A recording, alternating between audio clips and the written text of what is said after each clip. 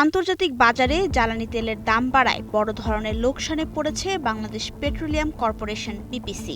গত ৪ মাসে জ্বালানি তেল আমদানিতে সংস্থাটির লোকসান হয়েছে ১৮,৬৯৯ কোটি ৩১ লাখ টাকা। এ অর্থ ভর্তুকি হিসেবে দিতে সরকারের কাছে চিঠি দিয়েছে বিদ্যুৎ, জ্বালানি ও খনিজ সম্পদ মন্ত্রণালয়। মার্চ থেকে জুন পর্যন্ত বিপিসির লোকসানের হিসাব ধরে অর্থ মন্ত্রণালয়ের কাছে এ অর্থ চাওয়া হয়েছে। আন্তর্জাতিক বাজারে তেলের দাম, পরিবহন, জাহাজ ভাড়া ও বিমা ব্যয়ের সঙ্গে দেশের বাজারে বিক্রয় মূল্যের পার্থক্যের ওপর বিপিসির লাভ লোকসান নির্ভর করে। ইরানকে ঘিরে যুক্তরাষ্ট্র ও ইসরায়েলের সংঘাত তীব্র হওয়ার পর আন্তর্জাতিক বাজারে তেলের দাম বাড়ার পাশাপাশি পরিবহন ও বিমা ব্যয়ও বেড়েছে। দেশের বাজারে একই হারে দাম সমন্বয় না হওয়ায় আমদানি ব্যয়ের তুলনায় কম দামে জ্বালানি বিক্রি করতে হয়েছে বিপিসিকে।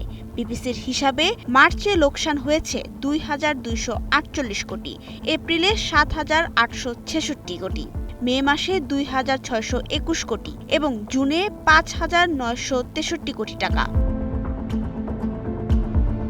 মন্ত্রণালয় বলেছে, ভোক্তাদের ওপর পুরো চাপ না দিয়ে জ্বালানি সরবরাহ স্বাভাবিক রাখতে সরকার ভর্তুকির মাধ্যমে পরিস্থিতি সামাল দিচ্ছে।